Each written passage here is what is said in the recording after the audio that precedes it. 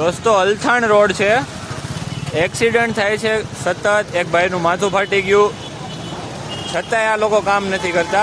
એસએમસીમાં complain કરીએ તો એવું કહે છે કે ભાઈ આ મેટ્રોવાળાના અંડરમાં આવે. મેટ્રોવાળા એમ કહે છે કે કરીએ છીએ, કામ કરતા નથી. દોસ્તો સુપ્રીમ કોર્ટે એક રિસેન્ટ જજમેન્ટમાં ક્લિયર કીધું છે કે સેફ એન્ડ મોટરેબલ રોડ્સ એ તમારો ફંડામેન્ટલ રાઇટ છે. આ રોડની આપણે 12 તારીખે કમ્પ્લેન કરી હતી.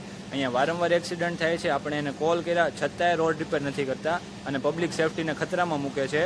આર્ટિકલ 21 રાઇટ ટુ લાઈફનું ક્લિયર વાયોલેશન છે, એટલે આપણે નેશનલ હ્યુમન રાઇટ કમિશનમાં આની કમ્પ્લેન કરવાની છે.